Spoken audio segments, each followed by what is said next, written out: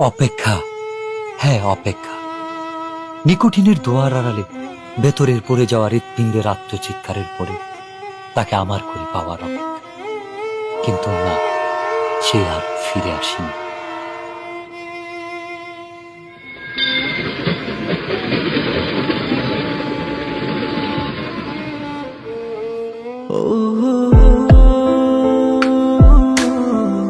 তবে এসেছিল এই পাহাড়ের পাদদেশে আজ থেকে অনেক বছর আগে, সন্তের জেগেরা সীমান্তবর্তী জেলা শেরপুরের প্রত্যন্ত একটি গ্রাম।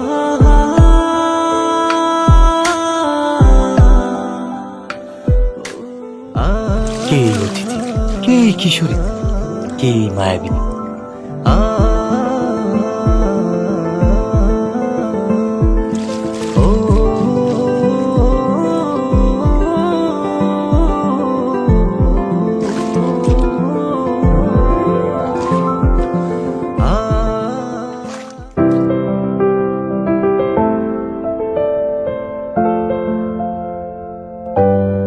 যার বিরহের অনলে পড়ে স্বপ্নের মতোই বদলে গেল এক যুবকের জীবনের গল্প। হ্যাঁ, স্বপ্নের মতোই বদলে গেল।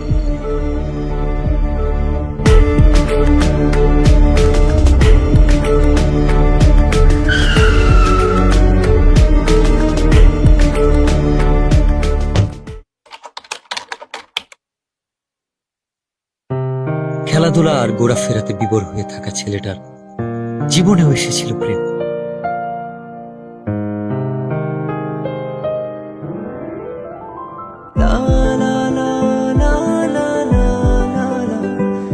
চোখের ভাষায় কেউ যেন বলছে, আমি এসেছি তোমার হয়ে, আমাকে তোমার করে নাও।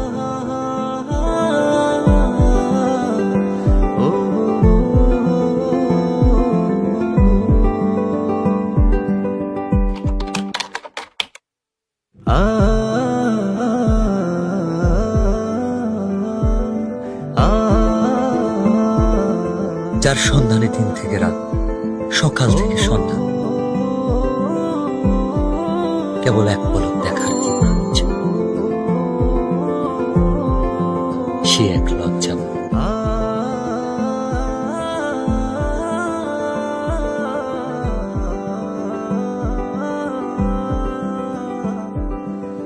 এক অদ্ভুত ভালো লাগা, যার অনুভূতি ব্যাখ্যা করা কঠিন।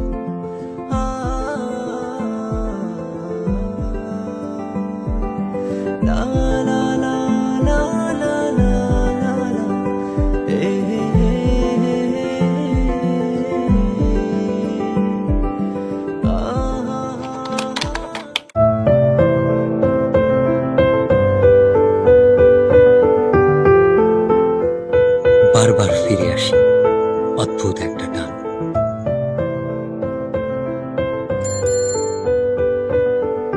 কিভাবে বোঝাই তাকে যা বলতে চেয়েও পারিনি।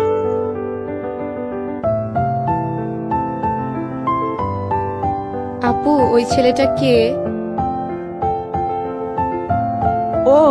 ও তো আমাদের এলাকার বিল্লাল ভাই। উনি কি প্রতিদিনই এদিকে আসে? না, ভাইয়া তো এদিকে আসে না। ও আচ্ছা।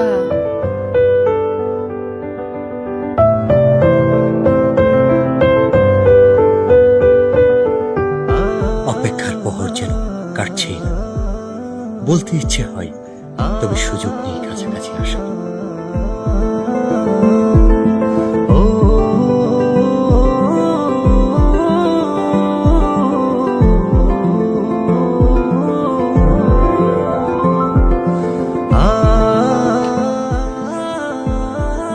না বলা সব কথা লিখে এনেছি তাই রঙিন চিঠিতে।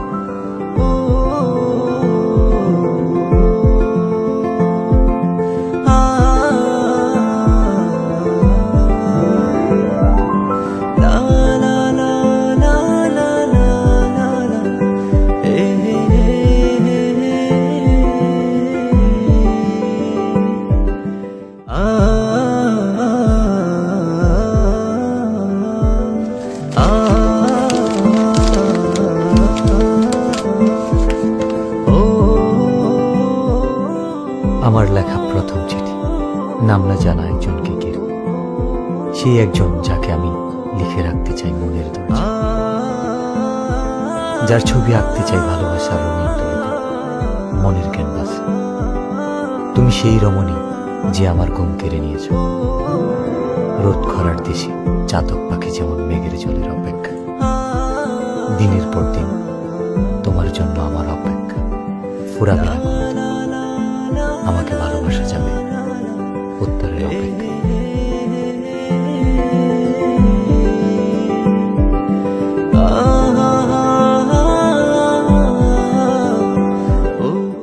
ভর দুপুরে অপেক্ষা, কৌতূহল, উৎকণ্ঠা, অস্থিরতা, মনের দরজায় কি বুঝি কড়া নেড়েছে।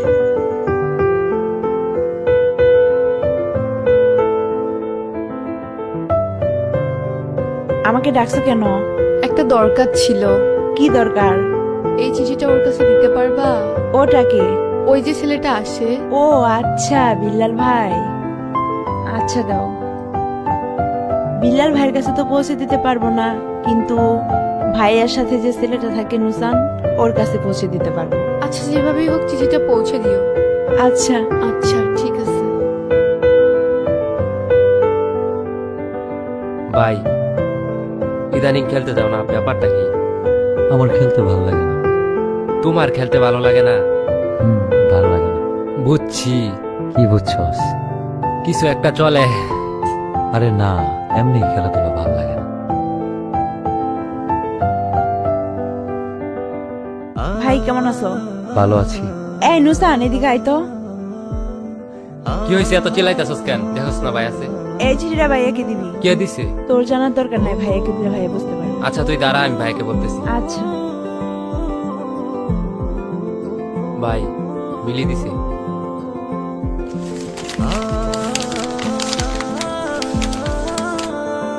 আমিও প্রথমবারের মতো চিঠি লিখলাম, যার ভাবনায় শুধু আমিই থাকি, যে আমার জন্য পাখির মতো ছটফট করে, যার কল্পনা এবং বাস্তবে মনের দরজায় আমিই করা নারী। আপনি সেই পুরুষ যার চোখে মুখে শুধু দেখতে পাই আমার জন্য ভালোবাসা। হঠাৎ আমি বুঝতে পারি কেউ আমাকে মন থেকে চায়, খুব করে। আপনার অপেক্ষা ফুরাবে কিনা আমি জানি না, আপনাকে উত্তরটা জানিয়ে দিলাম। একটাই কথা বলবো, ভালোবাসি। মিলিকে গিয়ে বলবি শিমুল বাগানে আজকে 4টার সময় ওকে নিয়ে আসতে, আমার অপেক্ষা কর। ভাই বলছে বিকাল 4টার সময় ওরে নিয়ে শিমুল বাগানে আসতে। ওরে নিয়ে আসবি কিন্তু। আচ্ছা ঠিক আছে, আমি ওকে নিয়ে আসবো। মনে থাকে যেন।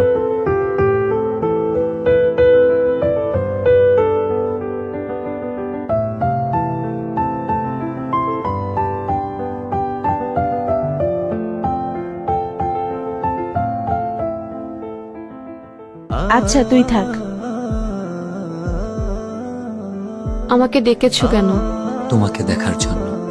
অনেকক্ষণ ধরেই তো দেখছো, আর কতক্ষণ? দেখলে কি প্রবলেম? শুধু কি দেখবা নাকি আর কিছু বলবা? I love you.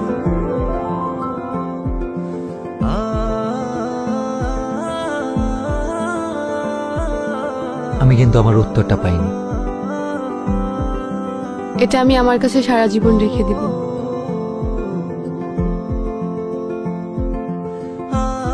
প্রেম বুঝি এতটাই রঙিন লাগে?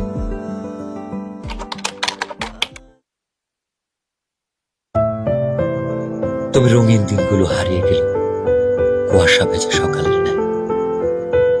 কে জানতো এই দেখাটাই হবে শেষ দেখা।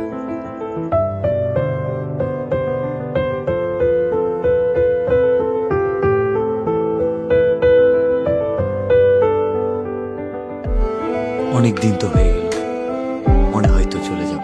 হ্যাঁ, চলে তো যেতেই হবে। আর কি ফিরে আসা যাবে না? এসে কি হবে? আমার জন্য আসবা, পারবা না? আসা যায়, কথা দেওয়া যায়। আর ছুঁয়ে কি কথা দিতে হবে? ছুঁয়ে দেখার ইচ্ছাটা পূরণ হবে, সেটা বিয়ের পর। আমি অপেক্ষায় থাকবো। হঠাৎ কাল বৈশাখী ঝড় এসে এলোমেলো করে দিল সবকিছু। এমনটা না হলেও পারত।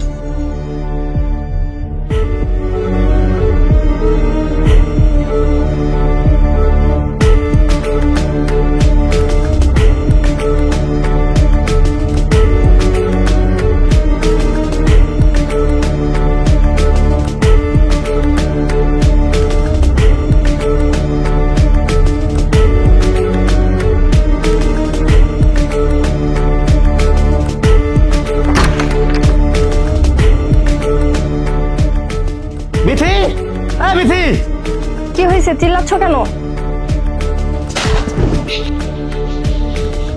তোর বোন কি এলাকা ঘুরতে আসছে নাকি আমার মান সম্মান নষ্ট করতে আসছে? কেন? আমার বোন কি করছে? এই তোর বোন বিল্লালের সাথে কি করে? ওর সাথে আমি যেন না দেখি।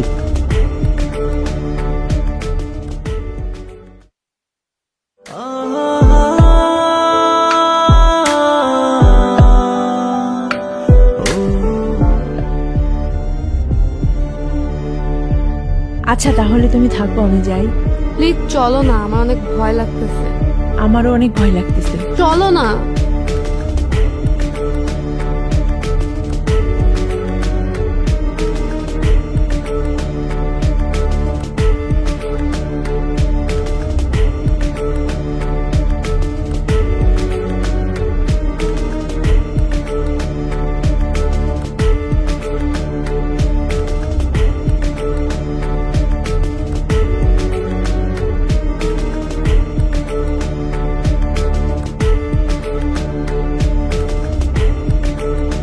তোকে যেন আর কারোর সাথে মিশতে না দেখি, আর কালকে সকালেই তুই চলে যাবি।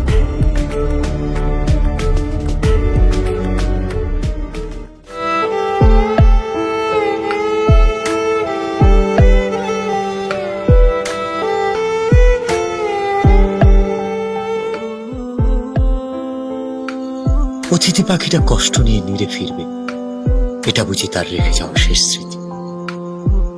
চোখের জলে লেখা যে চিঠি, সেটা শুধু একটা কাগজ নয়, হৃদয় গহীনে জমানো কথার উন্মোচন।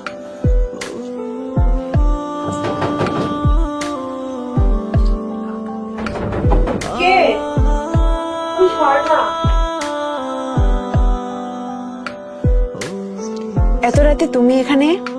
মিলি, আমি বুঝতে পারিনি আমার জন্য তোমাকে এত কথা শুনতে হবে। আমাকে মাফ করে দিও, আমি কালকে চলে যাচ্ছি। আর পারলে তোমার ভাইয়াকে এই চিঠিটা আর আমার এই শেষ স্মৃতি দুইটা পারলে তোমার ভাইয়াকে দিয়ে দিও।